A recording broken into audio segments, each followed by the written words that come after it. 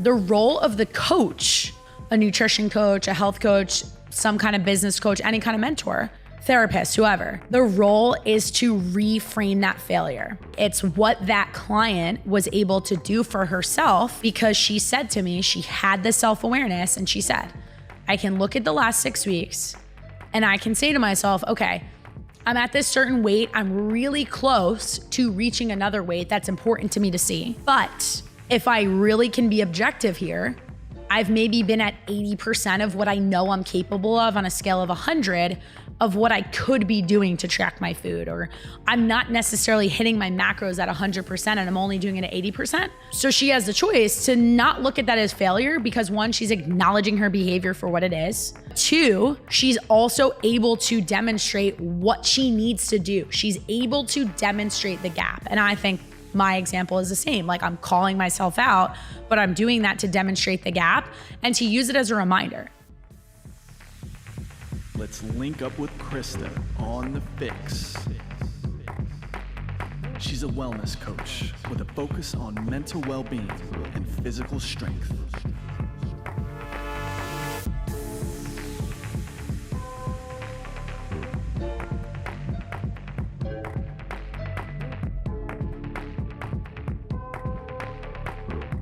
What's going on, FYX listeners? Welcome back to episode 89 of the FYX podcast. I'm your host, Krysta Huber, and today we are talking about all things New Year's resolutions and specifically timing of New Year's resolutions. If you are listening to this episode live on the date that it drops, we are very close. We are into our last week of January. It's almost February. And this is the typical time of year that most people, transparently, I forget the exact statistic, but a good majority, it's over 50% of people let their January 1 New Year's resolutions go.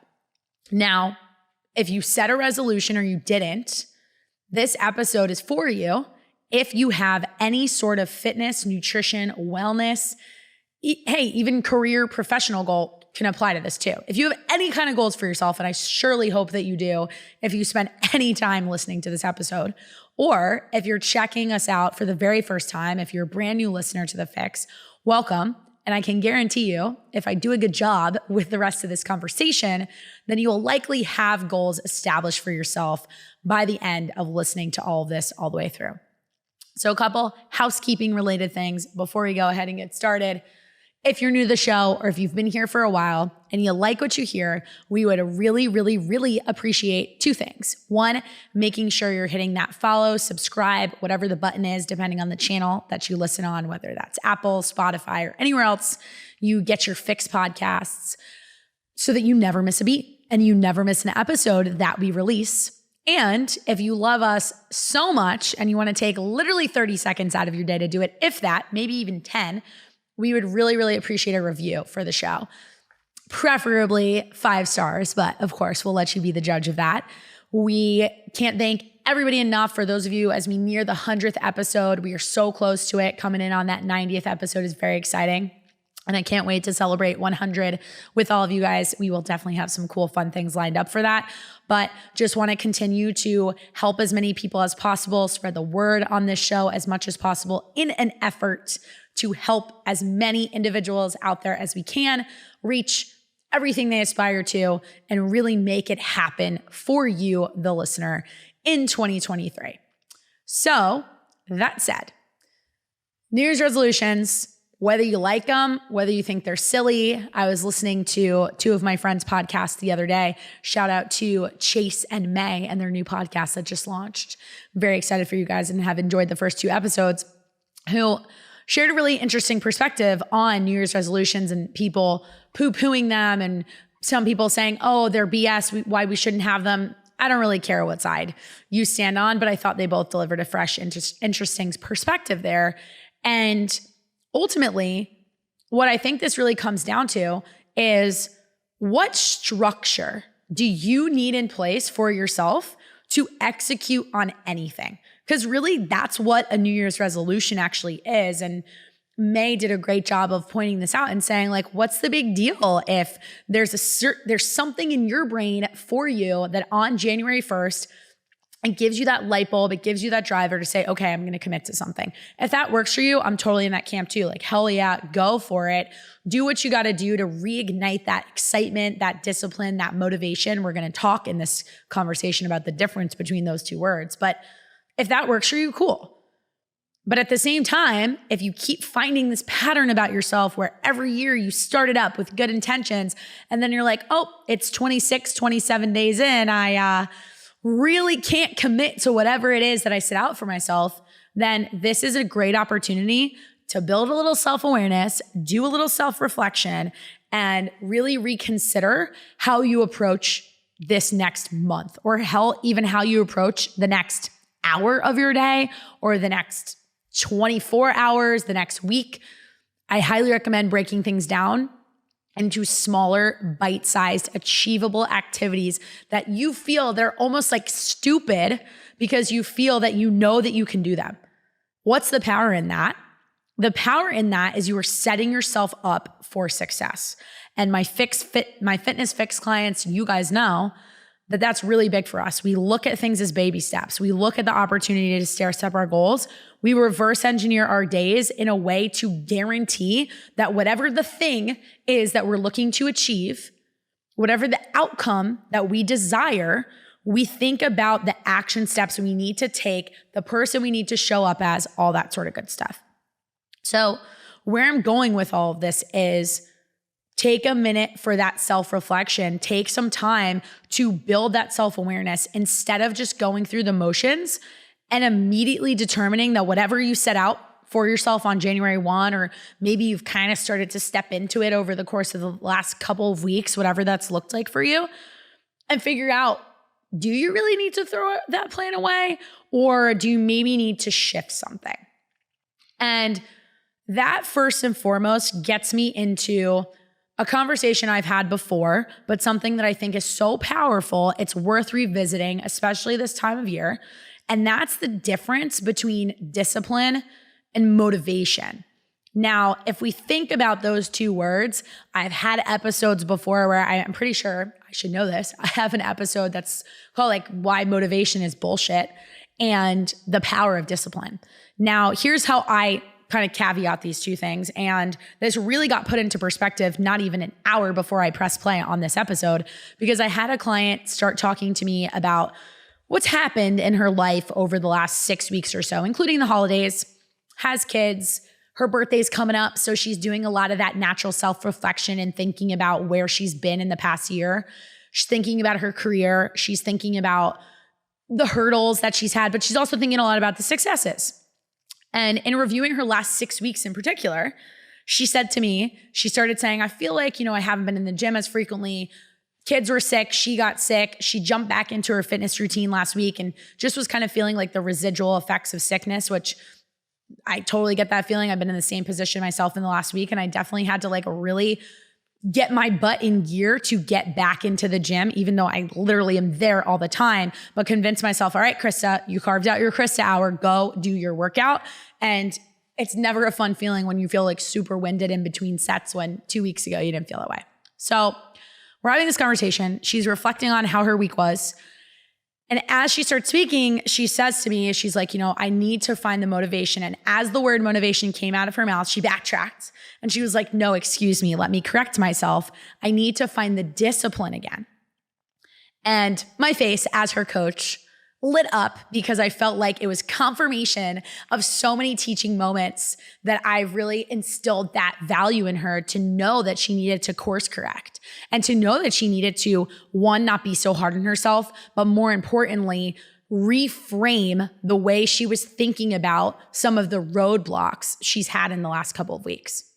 So motivation in my mind, if you are new to some of my coaching philosophies, if you're not, you've definitely heard this before, is a feeling. It's the emotional aspect. It is what might on some of those, rainier days, or if in this time of year, I'm thinking of weather examples, like it's cold out, like maybe you don't want to get to the gym, it's dark earlier. We can think of all of those things that are honestly excuses. But those emotions getting in the way of you showing up and doing what you need to do, of you showing up and prepping your food, of you, in this example that this client and I were really diving into, of you just taking 15 minutes to plan your meals. That's it, only 15. And we'll talk about the importance of that next. But it all comes down to this difference between the feelings, the emotions, the stuff that comes and goes versus discipline. In my mind, is that structure. It's checking the box even when you don't feel like it, because you are zoned in on what that goal is that you have for yourself, because you have a little bit of that tunnel vision, but even more so because you recognize that you need to show up as the person you're chasing. Like, you have these desires, right? And we all have these results we want to achieve. And this was something that I thought about touching on in this episode to talk about my own nutrition and my own fitness journey. And I think it's the perfect opportunity to bring it up because I often talk so much about client examples, and I tend not to bring my own nutrition and approach into it. I do practice what I preach, but I'm also the first person to sometimes throw that out the door when I get busy.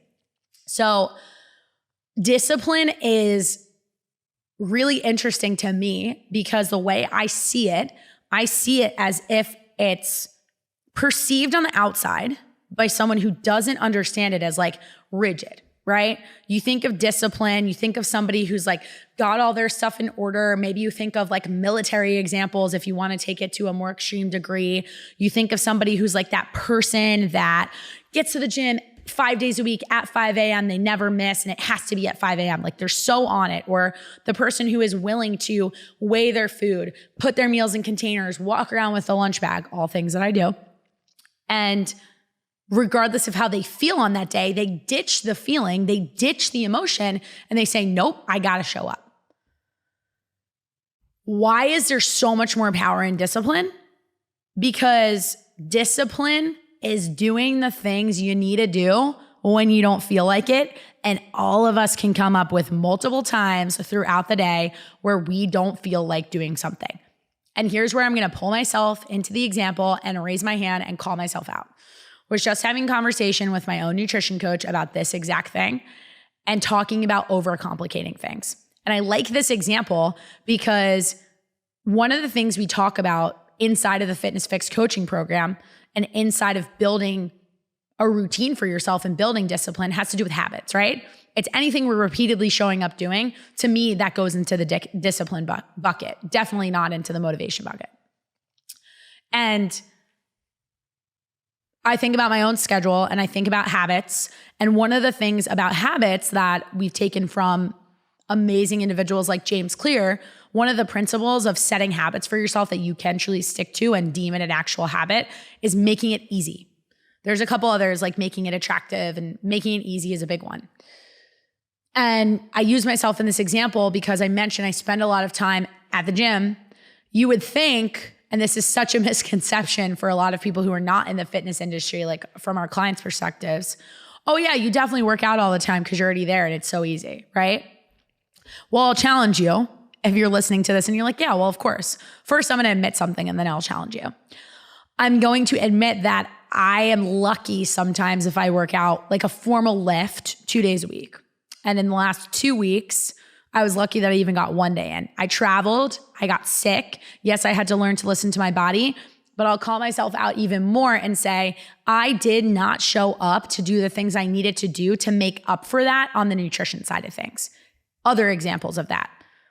Maybe I didn't track my food to the degree that I could. I was just kind of going through the motions. We'll call it, let's put some numbers on it. I was just kind of tracking my food at like a 80% capacity, or I was doing this thing where, again, the perfect example of literally overcomplicating something. I was tracking my food after I portioned it all out. And then instead of just having my phone out and kind of deciding and planning what I was going to eat, I would log it later. And then sometimes like I got a lot of shit going on in my brain. So I forget what numbers of things of what I weighed, and I can eyeball stuff and I feel good about that. But it's like, okay, wait a second here. That's the time when I look at that behavior and yeah, I could be a little bit cocky because I have knowledge and I've done this enough times. But that's the time when I pause, and that's what we're going to go back to, and using this client example as well and tie this thread together. when I ask myself, like, do I have a right to be frustrated with my progress or really lack thereof? And I think I've grown in maturity enough in working with lots of people and grown in maturity of understanding that fitness is forever and you're doing this for life, for perpetuity. So the maturity comes in recognizing, okay, I didn't show up the way I needed to this week. Doesn't mean I'm not going to get to where I want to go, but it does mean that I have to accept that it will take longer to get there. 2 questions to ask yourself. Are you okay with that? If you're okay with that, cool. But if you find that you're always saying that to yourself, especially with something like New Year's resolutions, where you're like, okay, like every Friday, I had a good week. I did really well. I ate a bunch of salads, protein, whatever. Weekend comes, binge on this, binge on that, pizza, burgers, all these things. And then the same thing starts over again where you're like, oh, well, I'm just going to justify this and I'm just going to recognize that I will still get to where I want to go. It's just going to take me a little longer to get there. That is a leash that we can only extend so far until, again, we kind of got to cull ourselves out and give some of that tough love. But really what it's an assessment of is, are you allowed to feel some type of way? Are you allowed to feel frustrated? In my case, I'm willing to raise my hand and say, no, like I know that I'm not doing things I know I'm capable of. That's the other big part of it. I know I'm not doing what I've done for myself so many times. So the opportunity comes in to, again, like I'm asking you as a listener of this episode right now, take a pause and ask yourself, if you know that you can do this, why are you not doing it? It makes me laugh because it makes me think of the age-old quote of the definition of insanity is doing the same thing over and over again and expecting different results. And I just have to give a huge shout out to all of the current Fitness Fix clients because I have seen for so many people such a shift in their mentality in that, like this example I shared, where this client caught herself. She caught herself being like, wait, we're not talking about motivation here. We are talking about the requirement of discipline.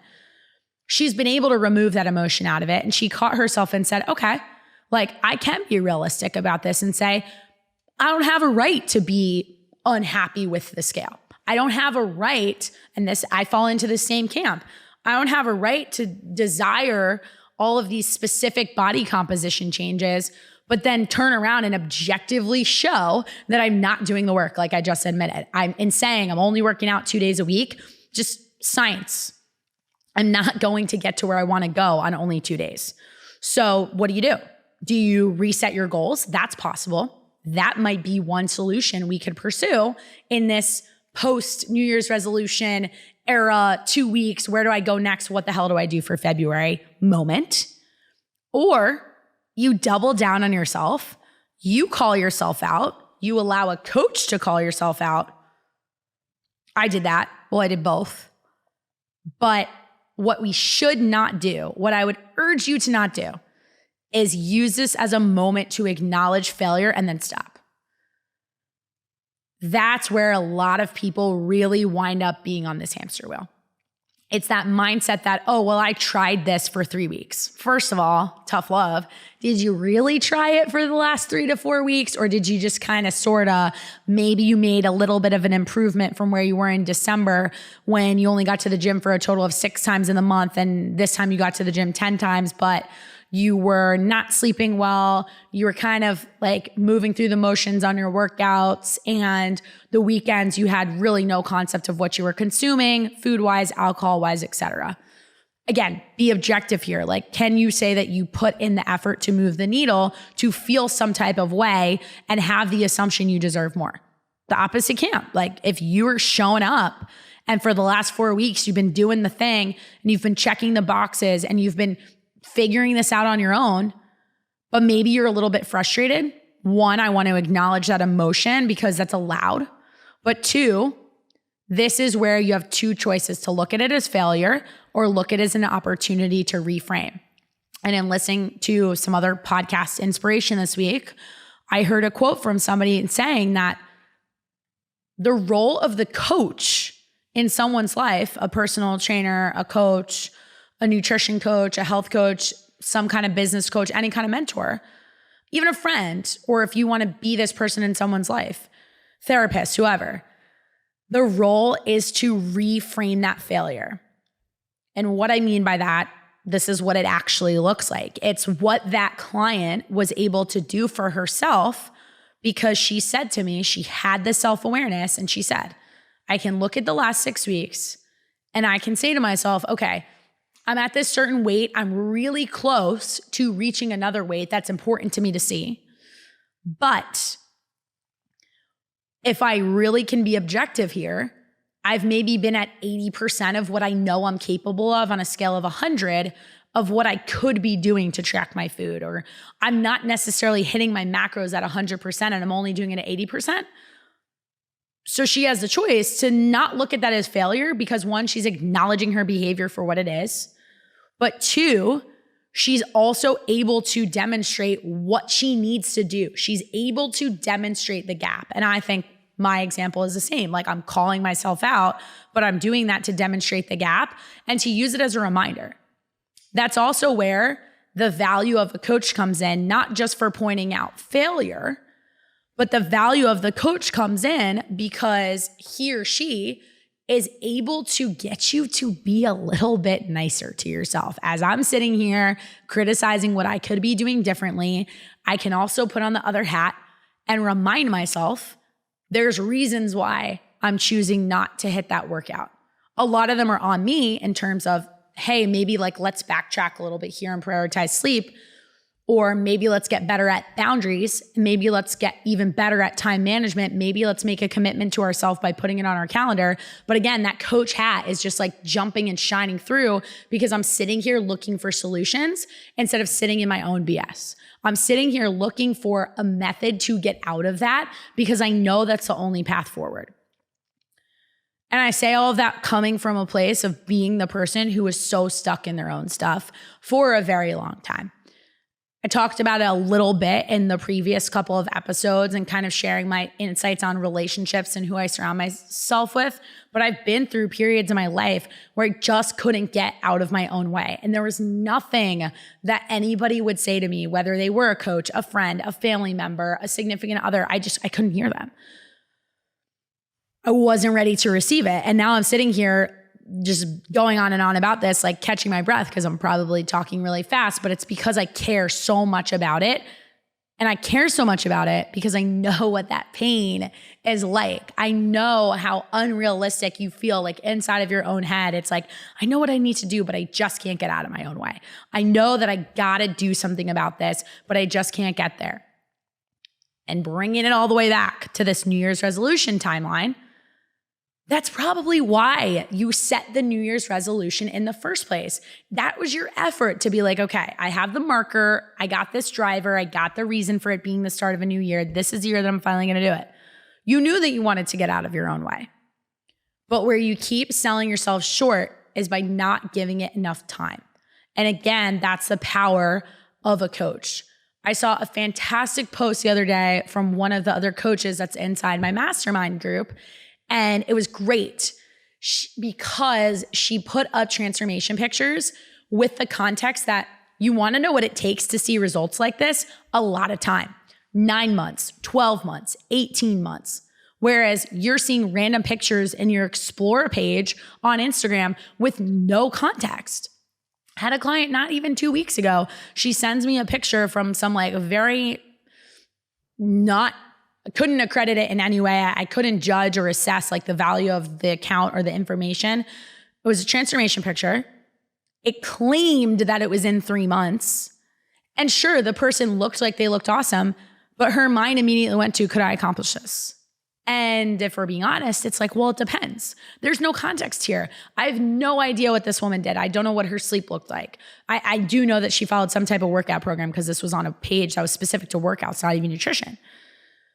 I don't know how she ate. I don't know what sacrifices she was willing to make. I don't know how much she showed up. Maybe, not to take credit away from her, maybe she was that person. Maybe she was the person who was literally sitting there and was like, I'm going to do whatever it takes for the next 3 months. And if that's the case, kudos to her because she is the person filling that gap. She's the person that I'm saying I'm not. She's the person that my client example was also recognizing that she's not. So that's totally possible. But it's also just really important that if we're gonna play that comparison game, that you have all the information, because otherwise it's not fair.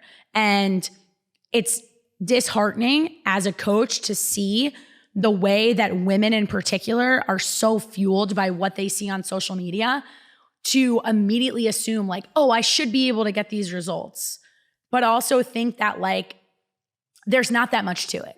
Because again, there's a lot to this. Like you have to be willing to execute. And again, that's what discipline is. You have to be willing to figure out what you are willing to make compromises on for X period of time. And as we go back through the last few solo episodes I've done, one that's coming up for me again and saying what I just said, it all just becomes a matter of shifting that goal line. Like there's nothing wrong with wanting to be like, Krysta, I'm committed to this. I'm going to go balls to the wall for the next 6 to 8 weeks. Cool. Maybe your timeline will be a little bit faster. But what's really, really more important at the end of the day is, well, how do you define going balls to the wall for 6 to 8 weeks? And that's where, in giving this example of, what do these transformation pictures actually mean? What do they look like? What's the context? That's where the value of a coach shines through even more, because you could go at it on your own, like so many of my clients do. You could try this diet, that diet. It doesn't even matter which one it is. You try something that's trendy. And what happens? You get to that point where maybe you do see results. Let's play out the best case scenario. You get to the point where you see those results. You're super happy about it. But then you're like, okay, well, I guess I'm done because I got to where I wanted and I'm going to keep going. It's like, okay, cool. Did you execute the discipline in that time? There's 2 ways you could have executed that discipline. One looks like, okay, I got this diet. It had all these rules. I followed those rules. I ate the meals they suggested. I drank the hot water with lemon. I got this amount of sleep, this, that, and the other thing. What happens if you do that for 6 weeks, whatever is promised, 12 weeks, whatever, and then you throw all that stuff away? Isn't it pretty, again, objectively fair to say that, well, maybe the weight that you lost could come back on? Probably. So then if we really want to assess these transformation pictures that we're seeing online that we don't have the context for, or if we really want to assess the effectiveness of these diets that are being pushed to us that make me as a coach frustrated, we have to ask ourselves the terms under which this diet is asking me to operate. Am I willing to do that for forever? Now, when you look at the diets out there that are set up in a way that are marketed to you as being easy, I don't think that anyone actually wants them to do them forever. Like the most popular one that comes into my head, it has, without naming it, fuelings for food, things that are less than 400 calories. You're only eating 3 to 4 times a day. So there you go, 1,200 calories. Do you really want to only eat 1,200 calories? Don't you want to learn how to eat more food? I mean, correct me if I'm wrong, but if I were about to say this to you, I think you'll probably turn the volume up a little bit more and lean in and listen to what I'm saying. But what if I told you you could eat more food and maybe, little asterisk, have to take a little bit longer, be a little bit more patient with the results?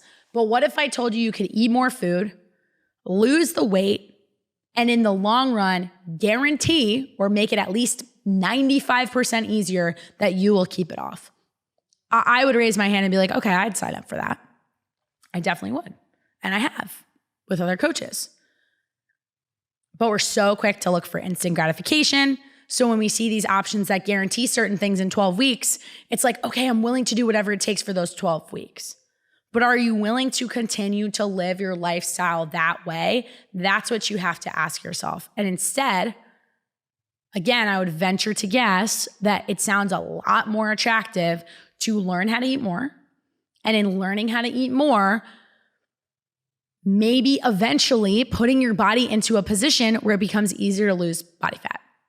And to really drive this home, and I've had this conversation a few times in the last couple of days, bringing in new clients through the various nutrition challenges that we're partnering with various gyms in New Jersey on. And a lot of people are asking me, Krysta, like, you're saying something that's so opposite to what I'm used to hearing. Like, since when should I be eating more food to lose weight? I always thought it was the opposite. This is where the science of all this comes in, and I think it's worth spelling out.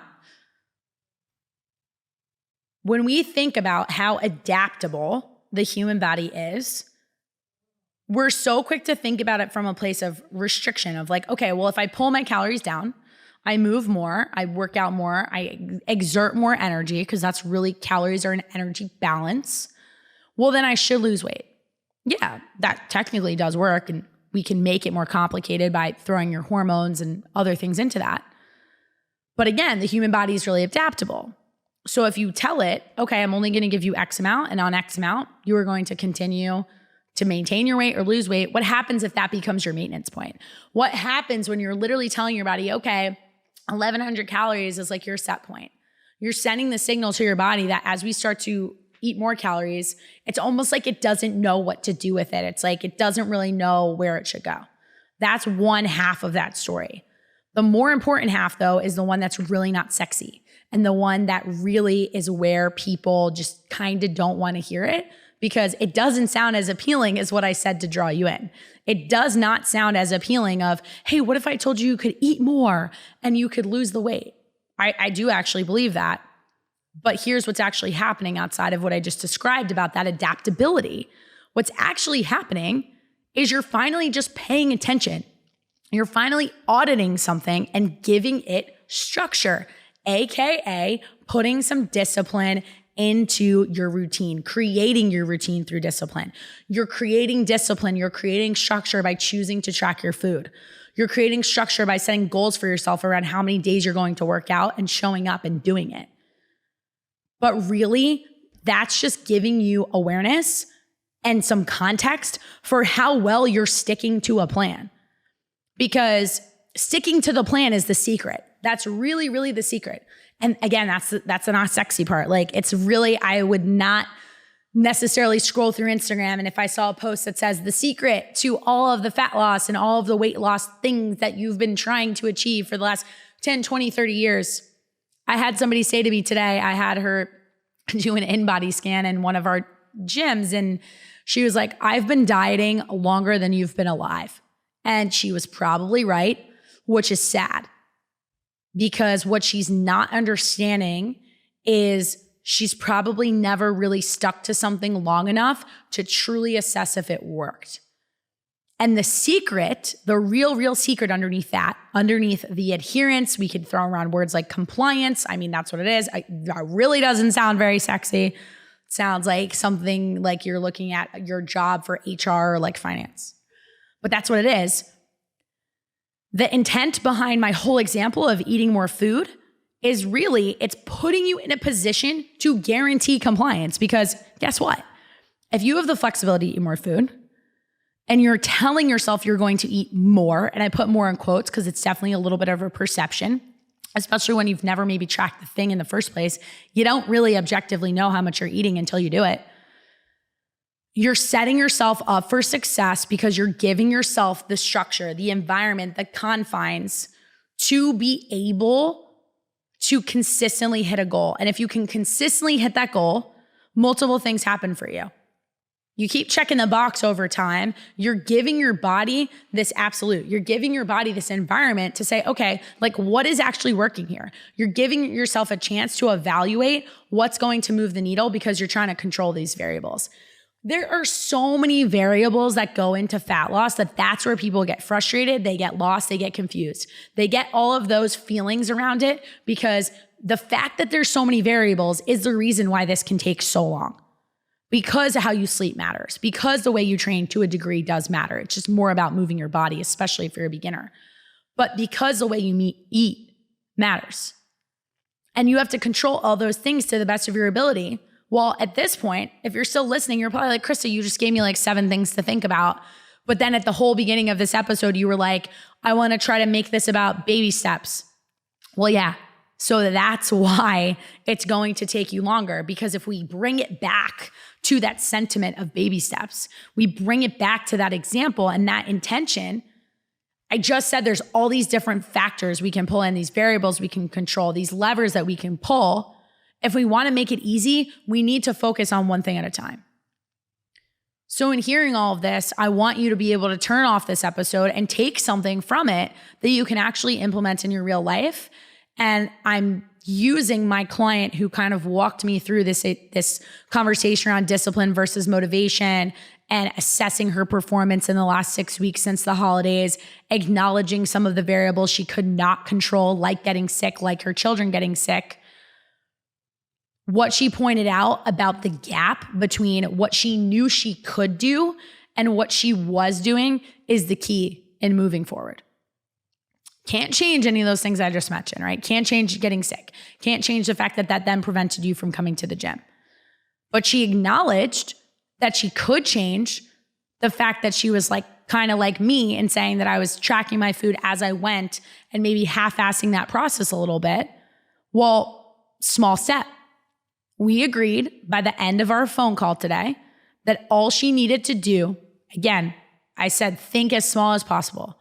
So she thought what she needs to do in like the next literally like 6 hours.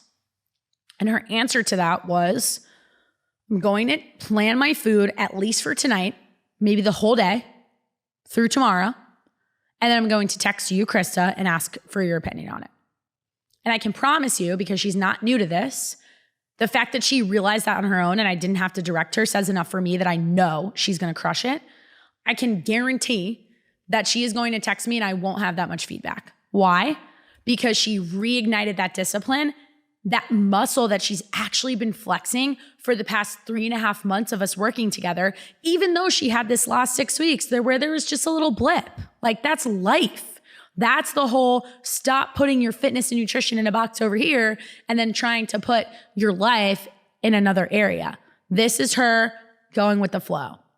But what I think is so cool about it is she sees the power of discipline and how when she had to kind of navigate the gray area where discipline could come back in and snap her forward or propel her forward. We didn't fall off anything because her life just happened. There was nothing to fall off. But it allowed her to not continue down the path that she knows is not getting her to where she wants to go. It's the Robert Frost, 2 roads in the woods, and you're picking which one are you going to pick?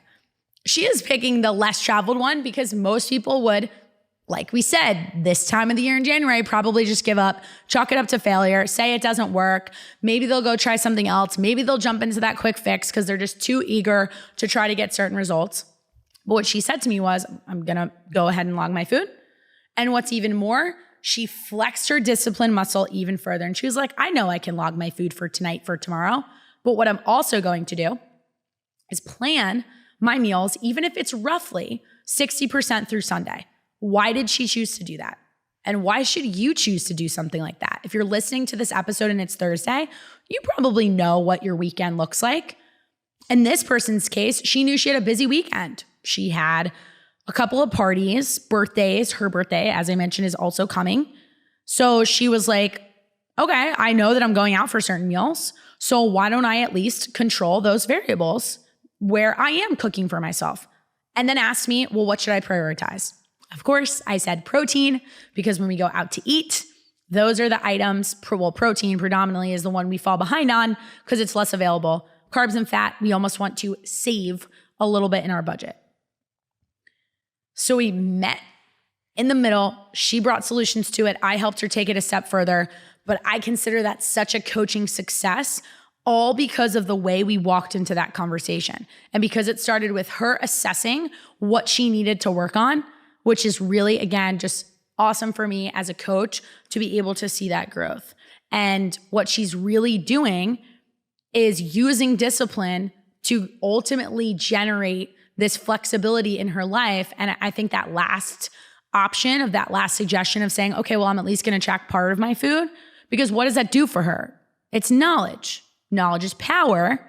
It gives her the knowledge to say, okay, I'll intentionally prioritize protein here, but then in the moment, let's say she goes into her office tomorrow and this was a conversation I had with another client, goes to work, there are bagels available.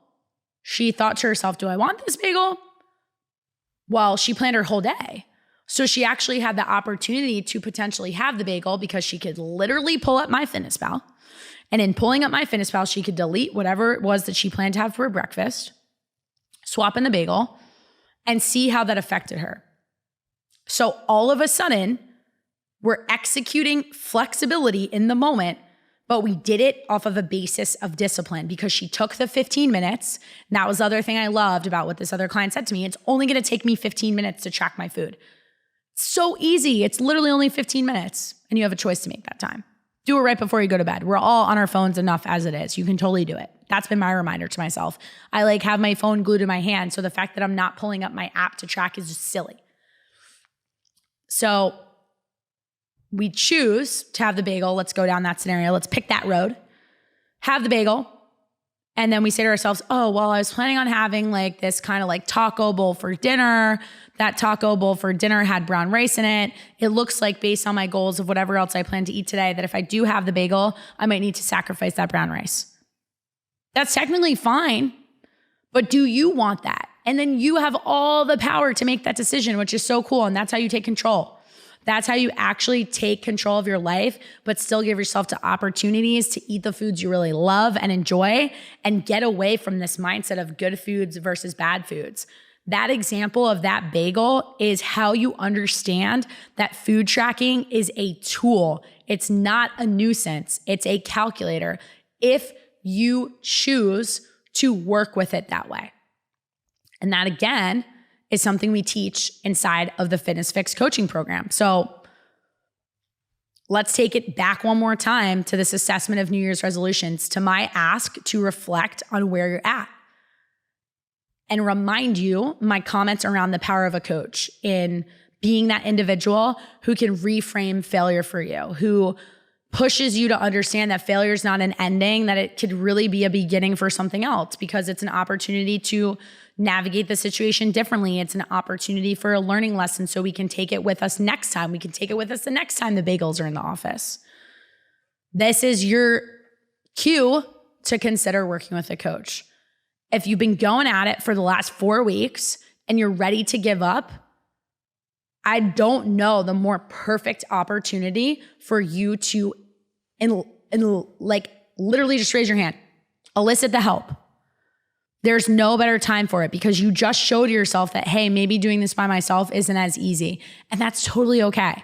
But we know from a lot of the FYX clients that sometimes asking for help is the hardest step. And we also know that because we personally are guilty, me here, are guilty of those things too. So coaching spots are open for the month of February. I'm excited to share that the FYX team is growing. You just might see some new faces on this podcast. I teased that a couple of weeks ago, but it's really, really close to being official. We're going to have maybe 2, hint, hint, wink, wink, awesome coaches coming on board, which means these ladies will be making guest appearances on the show. If you guys are out there listening, yes, I'm putting you on the spot and we'll coordinate that soon. But with the expansion of the team means the opportunity to help as many people as possible. So stop waiting. Go right to the show notes. Our coaching application is always linked down there. That first consult is always on us. Even if you just have the consult and we help you come up with a little plan. Like, let us help you with something as small as something we help everybody with when they first even consider the program, how to grocery shop more effectively. My current challenge participants at our New Jersey gyms know this. Like, reapproaching the grocery store with a really different lens might be half your battle. Let's focus on the foundation. Let's focus on the behaviors. Let's focus on the things we need to do to show up every day. If you hear that, and again, that feels overwhelming, like a lot for you to manage, that is all the more reason for you to reach out and ask for a little bit of support and a little bit of guidance, because we really can go so much further together. And when you work with a team and you surround yourself with people who really actually care about helping you, it's so cool. And it's so satisfying. There's so much satisfaction in that. It makes this work feel 10 times more impactful, and just like there's so much joy for me that comes out of that. I know my new coaches feel the same exact way, and I just can't wait to be able to share that with everybody and continue to share it with as many people as we can. So don't wait. Don't be that person who just becomes another statistic around another year of failed New Year's resolutions, because it's not failure. It's just the time for that redirect. And if you've been trying every single January, or maybe 3 months ago, or 6 months ago, or I don't know, 2 years ago, and you keep feeling like you get to February 1st and things aren't really gaining momentum for you, bring in the bigger guns like a coach. That's all I got for you guys today. I hope from wherever you're listening from, you have an amazing rest of your day. And again, if this message was of any value to you, maybe there's someone else in your life, maybe there's somebody that you know is afraid to ask for help. This is a great nudge. Share this podcast. Encourage the conversation between the two of you. Recruit a friend. Like, doing this together, again, I just said is powerful. Maybe the two of you approaching this opportunity as a team. I love seeing that a lot with the couples that we work with. It's so cool when everybody in the house is on board, kids too. It'll help you get to where you want to go. So reach out to us. You can always send me a DM at the Krysta Huber or at the FYX.officialpod. But again, sharing this episode or even just acting on one or two things I listed in this podcast, I can promise you will get you closer to the person that you are trying to be, to the person that you desire to be. And just because you might have failed in the past doesn't mean you're incapable, and it doesn't mean you won't get there. Let us help you. Let us help you make it easier to guarantee that success. I'll catch you guys next time.